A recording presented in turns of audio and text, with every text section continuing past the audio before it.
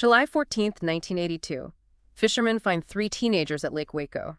Kenneth Franks propped against a tree wearing sunglasses. 19 stab wounds in his chest. Jill Montgomery and Raylene Rice nearby. Bound, gagged. 48 total stab wounds. Someone tortured them before killing them. A sergeant quits the police force to become a jailer. He wants access to David Spence. They talk every night. 7 inmates say Spence confessed. A dentist testifies that Spence's teeth made the bite marks. Only his teeth. Spence is convicted twice, sentenced to death. April 3, 1997, he is executed. Then the science falls apart. 5 experts test the bite marks blind. None match Spence. 2 match a Kansas housewife instead. DNA excludes him. The Texas Forensic Science Commission calls the testimony unsupportable. 1 man executed, 2 imprisoned, 1 freed. Did Texas kill an innocent man? Listen till the end to find out. Welcome to Whispers of Crime. That opening, it's just chilling. It sets a scene that goes so far beyond a typical murder. Yeah. This is something else entirely. It's personal, it's sadistic. It is. The staging of the body, Kenneth Franks, 18 years old, propped against a tree stump with sunglasses put on his face. This isn't just someone trying to hide a body. It feels like they're sending a message. A very, very dark message. And the wounds themselves.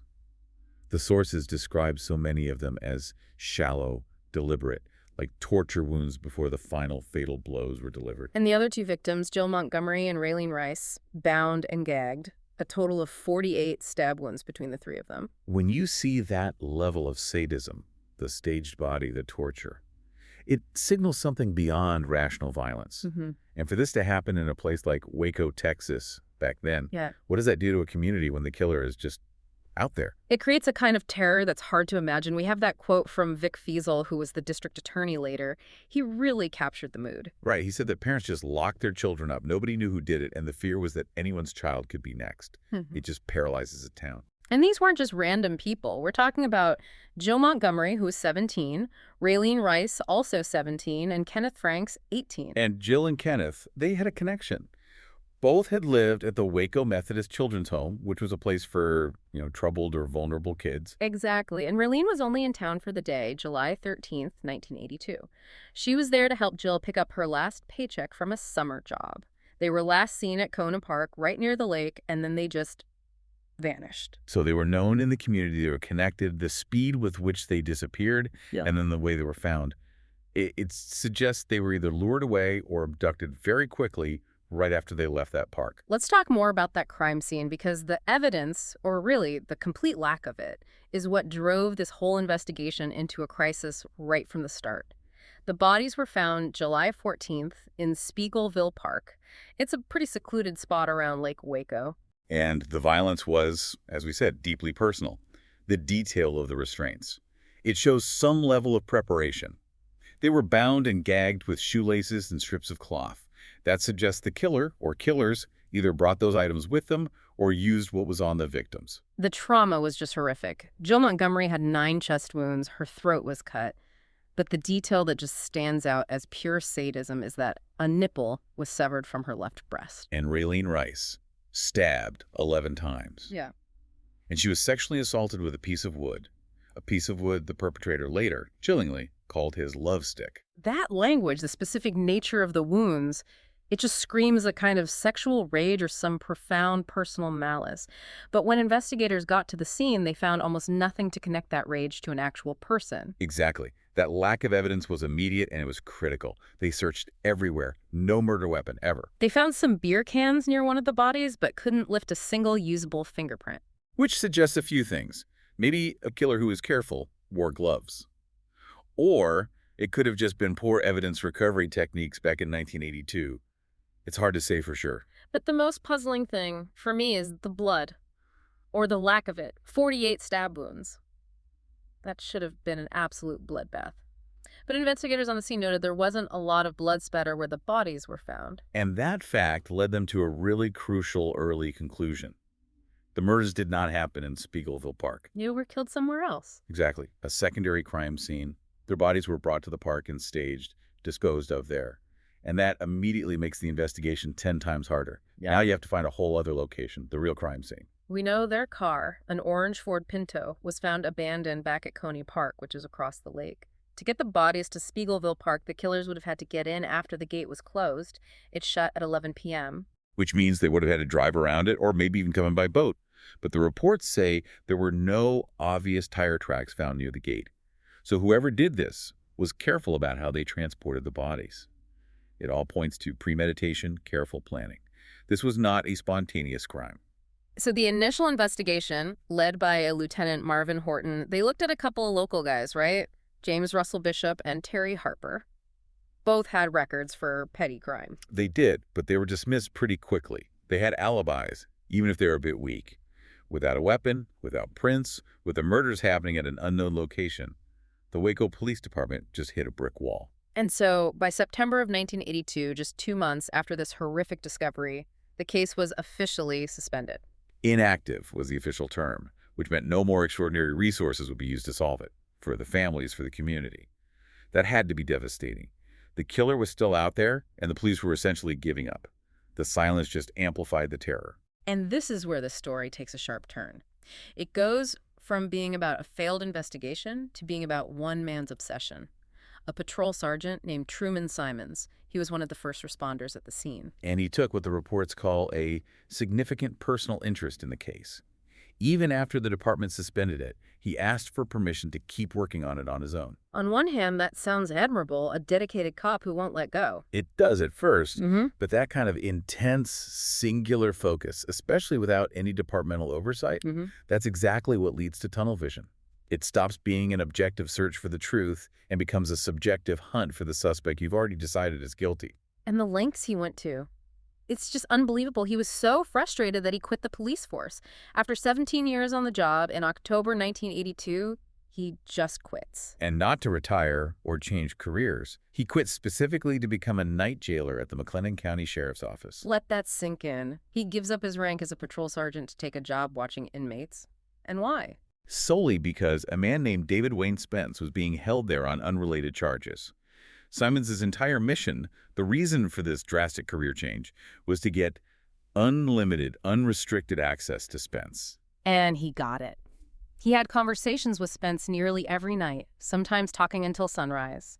When an investigator gets that close to a suspect in that kind of controlled, high-stress environment, it's just a recipe for manipulation, for shaping a narrative. It's a complete breakdown of what an objective investigation should be.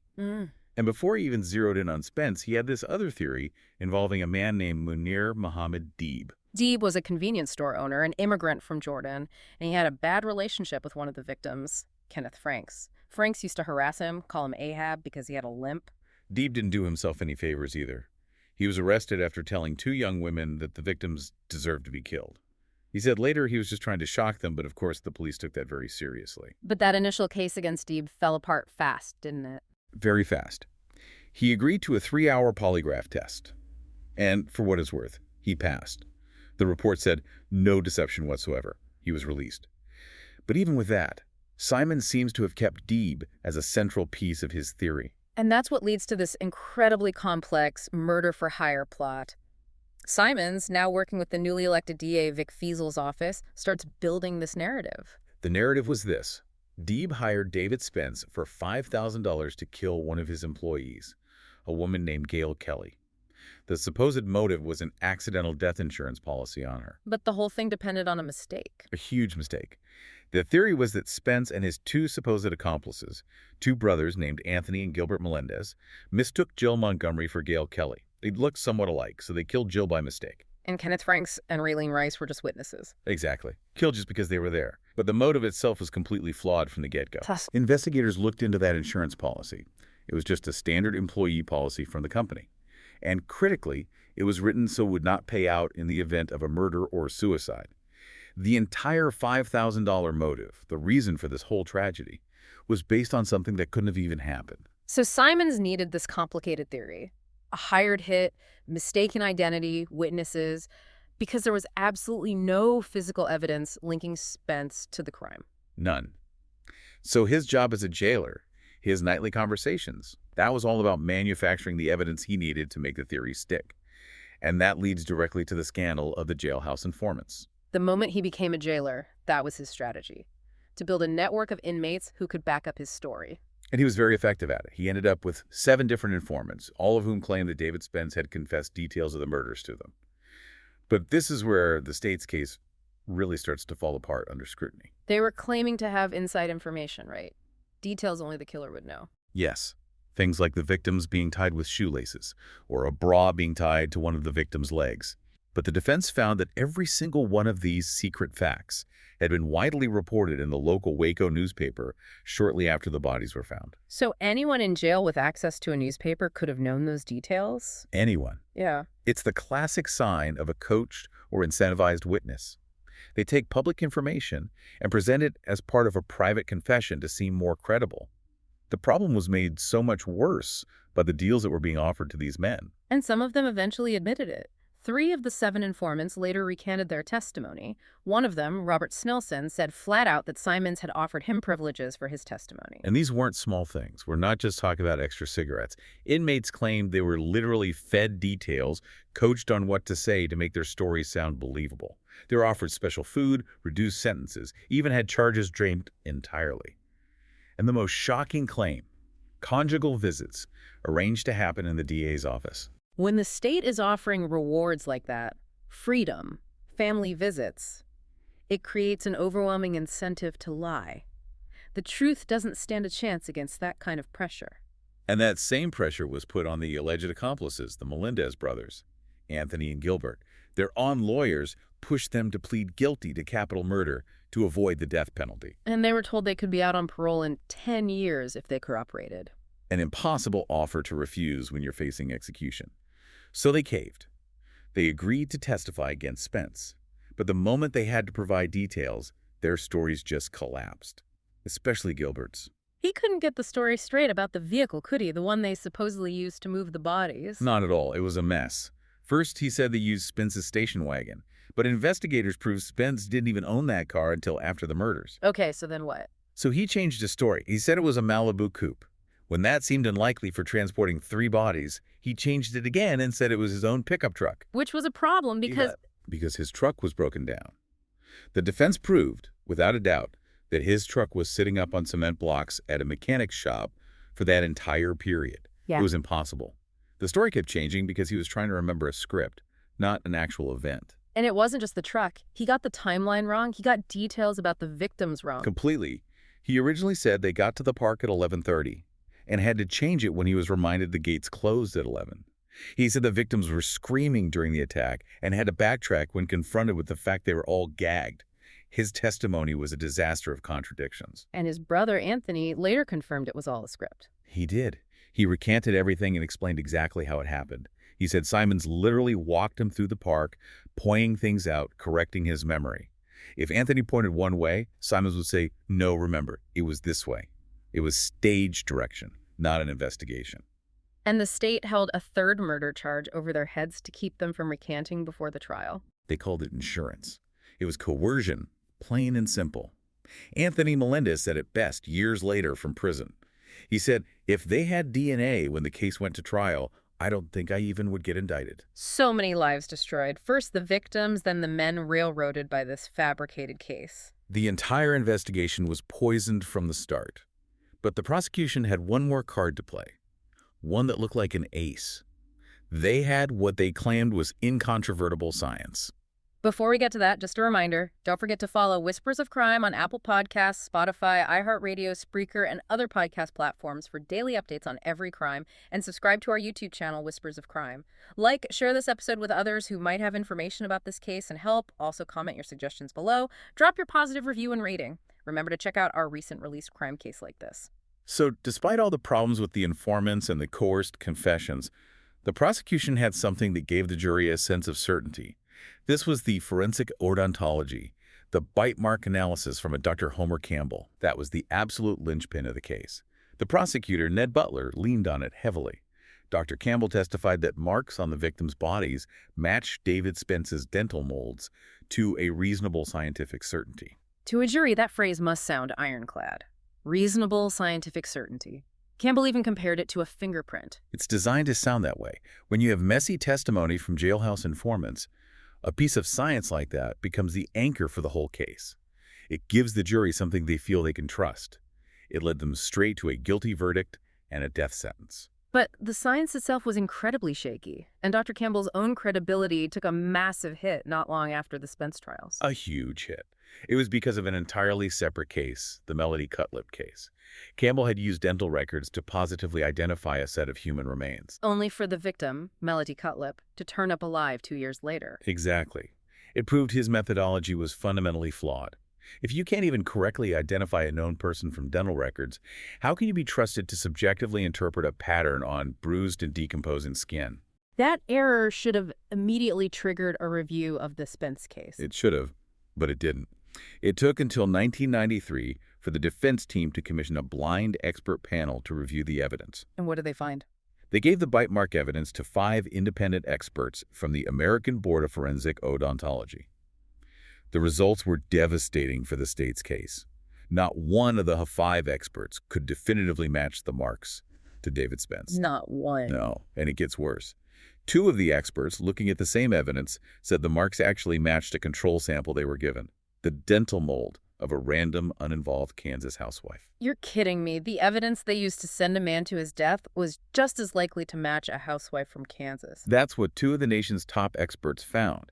And it's important to remember, the original medical examiner who saw the bodies, he thought the marks were probably just insect damage, post-mortem damage from ants or early decomposition.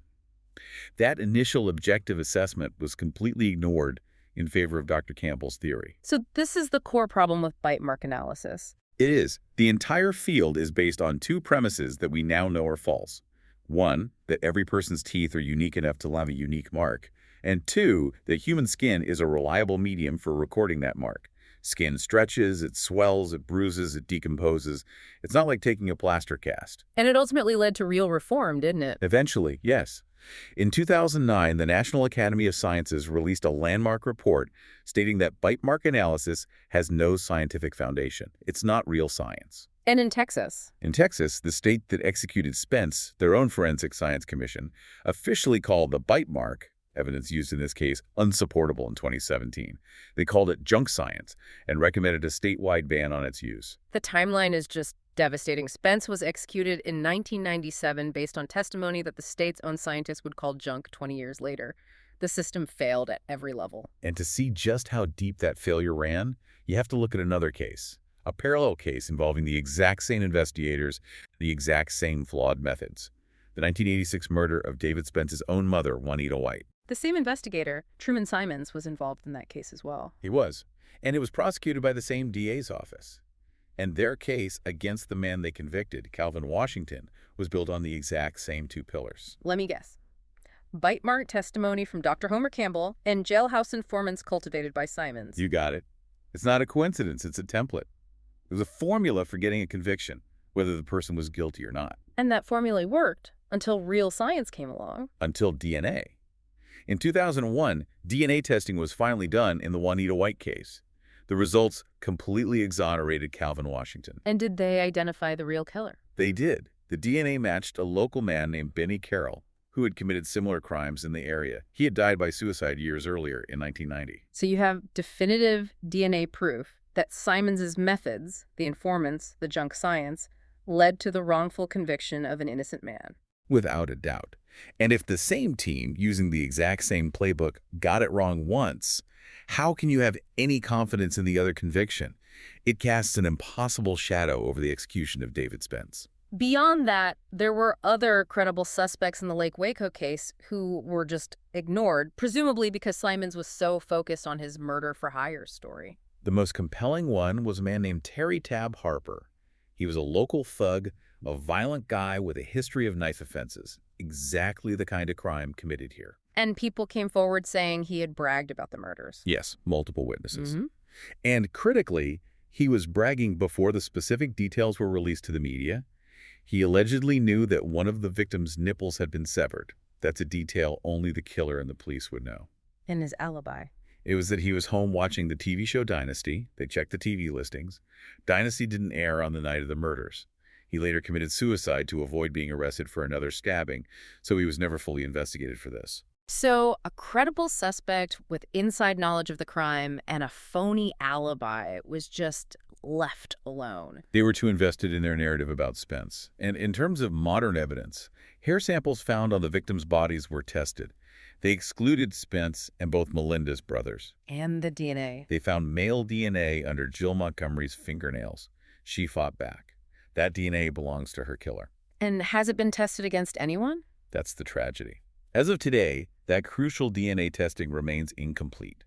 The state has never taken the final step to compare that sample to the alternate suspects or to run it through a database.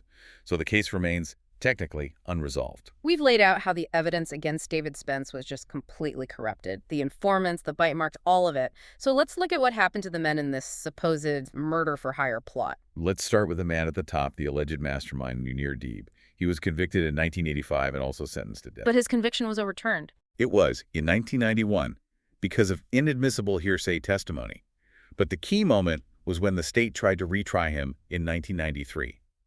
The Melendez brothers, the state's star witnesses, refused to testify against him. Because they had recanted by then. Exactly. They knew their confessions were false and coerced. Without them, the state had nothing. Munir Deeb was acquitted. He walked off death row a free man and died in 1999. And this is where the whole thing becomes just a logical nightmare. How does the justice system do that? They execute the supposed hitman for a crime that a jury later says the mastermind never even ordered. It's a profound, irreconcilable contradiction.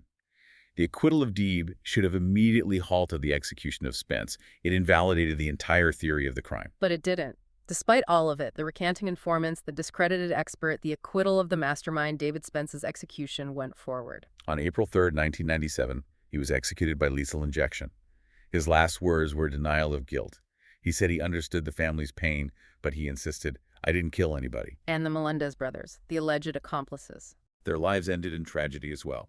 Gilbert Melendez died in prison a year later, in 1998, and Anthony Melendez died in 2017, still incarcerated, still fighting to prove his innocence after recanting his confession decades earlier. So why? Why was Deeb acquitted while Spence was executed? Many legal experts point to one thing: the quality of the lawyers. Deeb was a wealthy man. For his retrial, he hired one of the best defense attorneys in Texas, Dick DeGuerin. DeGuerin tore the state's case to shreds. And Spence had mediocre, court-appointed lawyers who just failed to effectively challenge the flawed evidence, especially the bite marks. They couldn't get the DNA testing done in time. So in a capital case, the truth might not matter as much as how much money you have for a lawyer. It's a sobering and often tragic reality of the system. David Spence may have died because the process failed to see what was right in front of it. A case built on lies and junk science. And we have to remember the victims at the center of all this. Kenneth Franks, Jill Montgomery, and Raylene Rice. Their brutal murders set this whole tragedy in motion. And because of the systemic failures that followed, their real killers may have gotten away with it, shielded by a justice system that was more focused on closing a case than finding the truth. Don't forget to follow Whispers of Crime on Apple Podcasts, Spotify, iHeartRadio, Spreaker, and other podcast platforms for daily updates on every crime, and subscribe to our YouTube channel, Whispers of Crime. Like, share this episode with others who might have information about this case and help. Also comment your suggestions below. Drop your positive review and rating. Remember to check out our recent released crime cases like this. When you look back at the Lake Waco case, it's just a perfect storm of systemic failure. The state relied on bite mark evidence to get this conviction, a practice their own Forensic Science Commission later called unsupportable. It gave this false sense of scientific certainty that led directly to a death sentence. And you have the investigators' tunnel vision, the absolute reliance on jailhouse informants who were given these incredible deals to testify. It's a system that doesn't just encourage perjury, it manufactures it. We saw it with the Melendez brothers. The final picture is just so harrowing. You have an execution of a man, David Spence, based on a case that was proven to be unsound. The hair evidence excluded him. The DNA from under the victim's fingernails has never been properly tested. The mastermind was acquitted. It all points to one thing: a potential wrongful execution and a catastrophic failure of the justice system. So what's the lesson here? The legacy of this case has to be about reform, doesn't it? The need for the justice system to demand robust, objective, scientific standards over these subjective, easily manipulated techniques. Because if the state executes a man based on junk science, it calls into question every single conviction that was ever built on that same shaky ground. That's the question that this case leaves us with, and it's a haunting one.